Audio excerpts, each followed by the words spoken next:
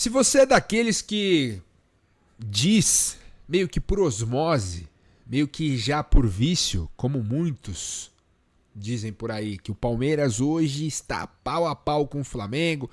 Quem vai brigar pelo título brasileiro? Palmeiras e Flamengo. É meio que automático, né? Para a maioria das pessoas, da grande mídia, etc., quem gosta de futebol. Cara, se você acha isso ainda, você precisa rever os seus conceitos de futebol. O Flamengo tem um time pronto, um time que foi campeão da Libertadores, campeão brasileiro, com mais vitórias, etc., jogando um futebol convincente, com um trabalho sólido do seu treinador, com um grande elenco, e agora conta com o Paquetá. Mas o Paquetá não é tudo isso, etc. Irmão, os caras trouxeram o Paquetá pagando 50 milhões de euros por ele. Hoje, no segundo tempo, o Abel olhou para o banco de reservas e entrou Riquelme Felipe, Luigi, entrou tirando o Vitor Roque e entrou o Giai no time do Palmeiras. Vocês acham que esse elenco, com essas peças, e entrou também o garoto Arthur no lugar do Piquerez, vocês acham que com essas peças, com esse plantel, o Palmeiras se coloca na briga pelo título do Brasileirão 2026? Com uma diretoria que não tem senso de urgência. Com uma diretoria que fez apostas caras e ruins em 2025. Que agora está tentando retomar a rota, está tentando recalcular a rota. E está encontrando, obviamente, dificuldades para ir ao mercado e trazer peças prontas, jogadores grandes, capazes de vestir a camisa pesada do Palmeiras, de uma torcida exigente, de uma torcida frustrada pela temporada passada, que não terá paciência com o fraco trabalho do treinador, que vai cobrar, basta ver as redes sociais neste momento. Estou gravando em cima do apito final na MRV Arena em Belo Horizonte. Basta ver. O jogo de hoje, na Arena do Atlético Mineiro, escancara o mau planejamento do Palmeiras. Por quê? Ano passado vendeu-se a ideia de que o Palmeiras faria uma reformulação, e fez. E agora, em 2026, o Palmeiras não tem um time para uma temporada que já se sabia que seria difícil, e o Palmeiras, pior, não tem um elenco. Não tem um elenco. E aí eu sou obrigado a ver vários colegas de profissão colocando o Palmeiras lá em cima. Não, o Palmeiras vai brigar pelo título. Eu espero que o Palmeiras brigue pelo título. Mas quando eu olho para a realidade que me é apresentada hoje, quando eu olho para os movimentos que essa gestão faz, e quando eu olho para o campo e tento identificar o que o treinador tenta fazer e tenta tirar dos jogadores, eu sou obrigado a olhar para a realidade e eu não vou brigar com a realidade, gente. Se você aí do outro lado ainda briga, se você ainda tem aquela paciência de Jó, se você ainda tem esse tipo de atitude, eu tiro o chapéu para você. Eu admiro.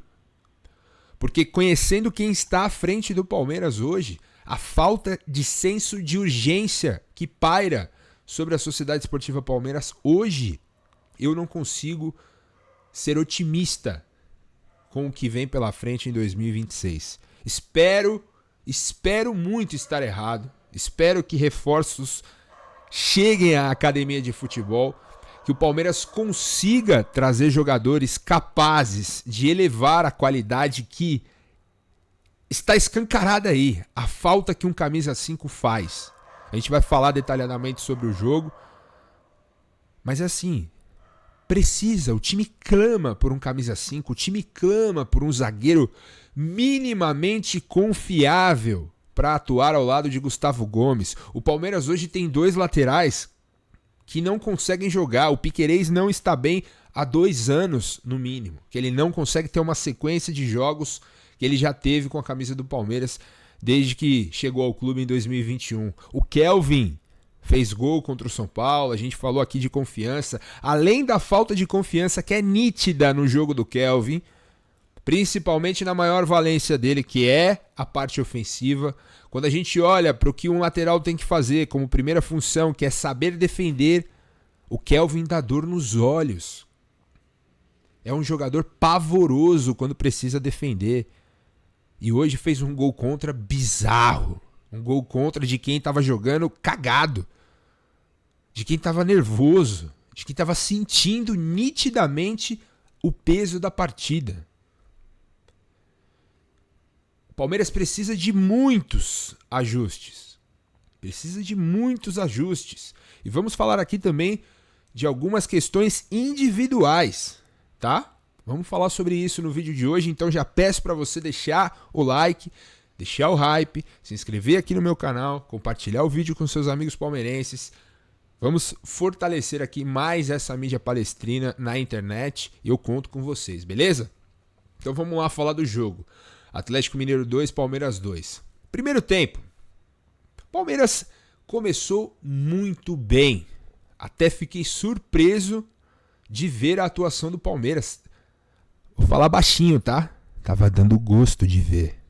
Marlon Freitas, Andreas Pereira controlando o meio de campo, distribuindo o jogo, virando bola, jogando com a cabeça erguida. O Flaco Lopes fazendo um bom jogo. O Maurício se movimentando, o Alan aparecendo muito bem quando caía no 1 contra 1 contra o lateral do Atlético Mineiro. O Atlético Mineiro nervoso, o Hulk nervoso, o Murilo marcando muito bem o Hulk. Eu falei, pô, esse é o Murilo que a gente viu em 2022. Pô, não concordei com a escalação dele, achei que o Abel iria manter o Fux, que não fez um clássico ruim no fim de semana. E terminou 2025 à frente do Murilo, sendo o mais confiável que o Murilo, jogando como zagueiro. Tanto que o Palmeiras fez a aquisição dele junto ao Atlético Mineiro.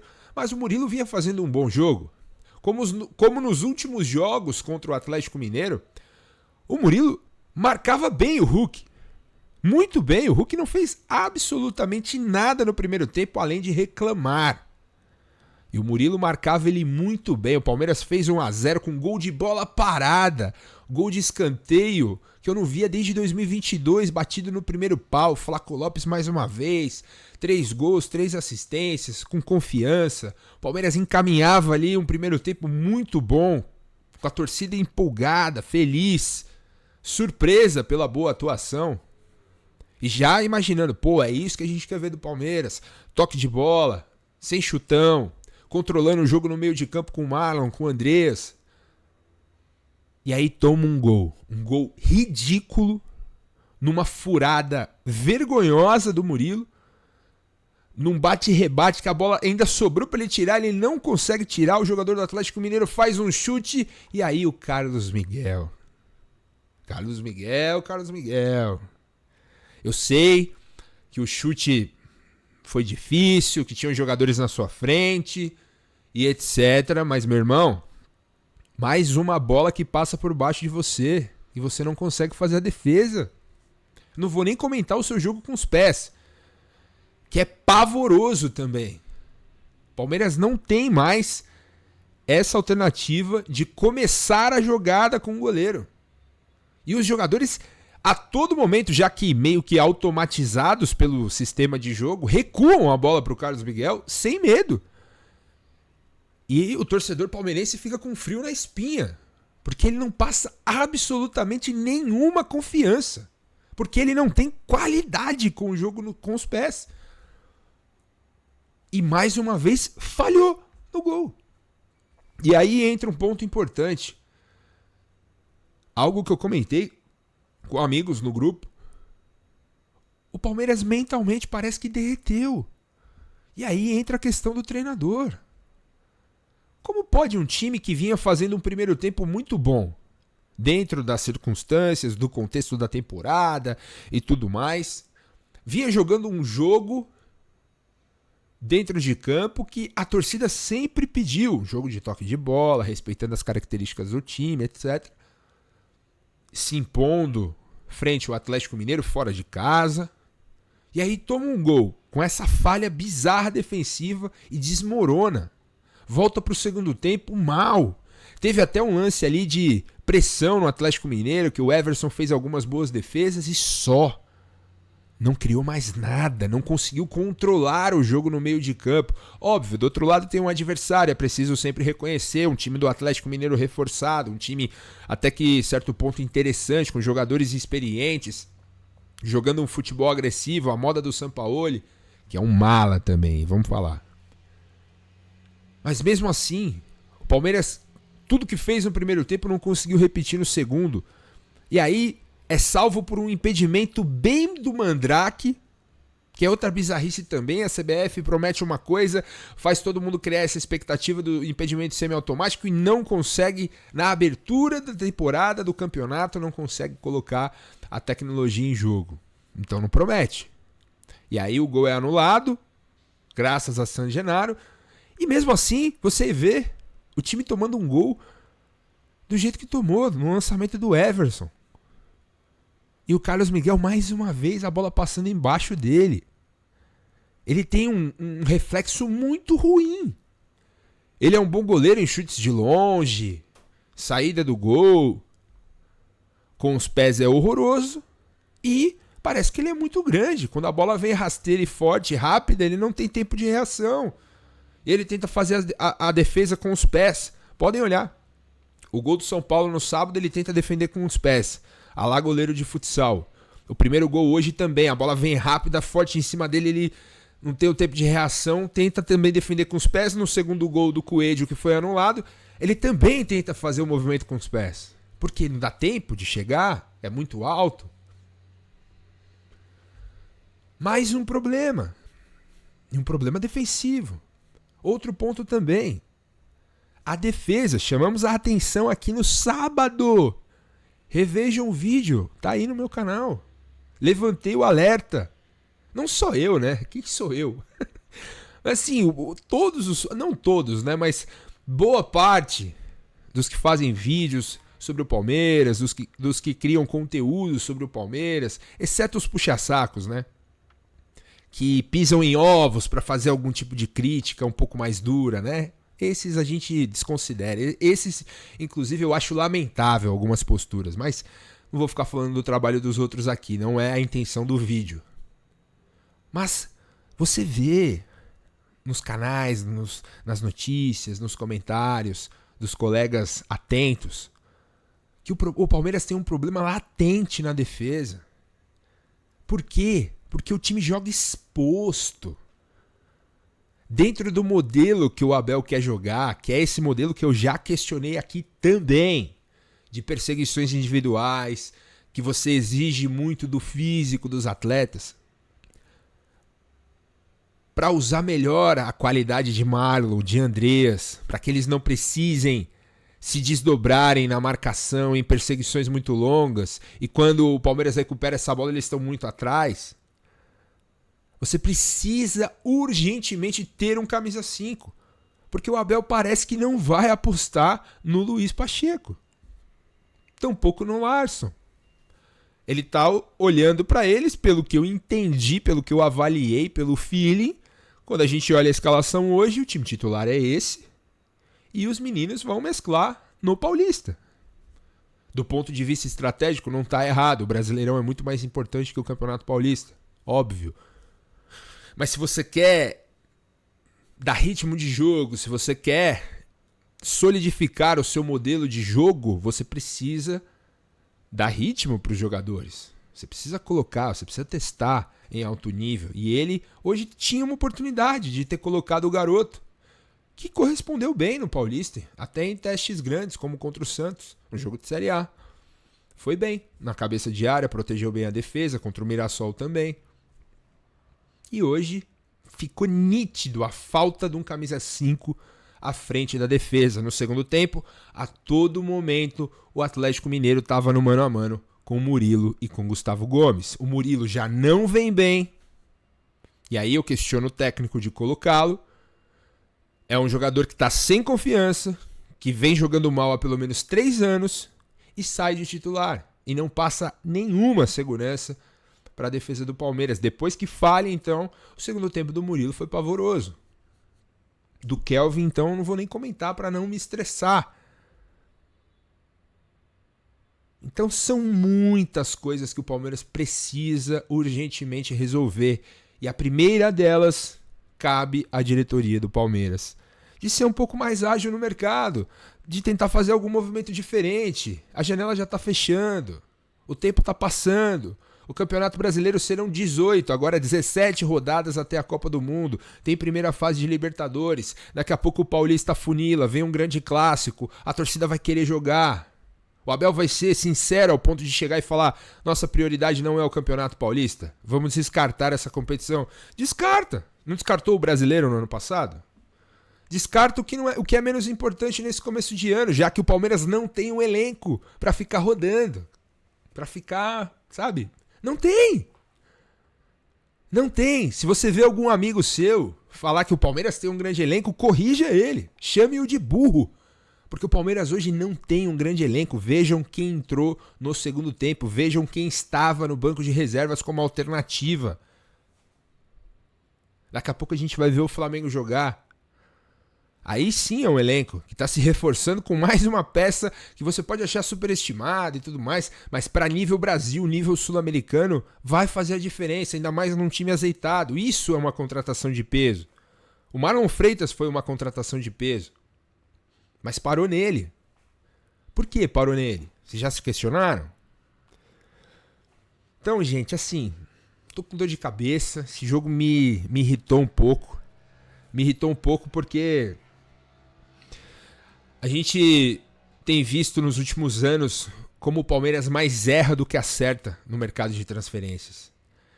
E depois que acabou o time vitorioso de 2020, 21, 22 e até 23, depois que esses jogadores entraram numa descendente técnica, física, várias peças saíram, e aí entrou a hora do dirigente, do diretor de futebol, da presidente, juntamente com o treinador, colocar a mão e tentar remodular, remontar um time. A gente tem visto erro atrás de erro.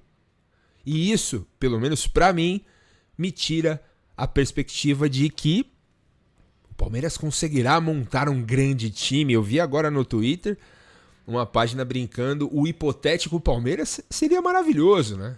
Com Almada, com Arias, com Paulinho, voltando bem no auge. Com um lateral bom, com um zagueiro bom, né? Com Fabinho, com Nino. Esse Palmeiras hipotético que montaram aí seria lindo se ele existisse. E se as pessoas que são responsáveis por montá-lo fossem competentes, mas não são.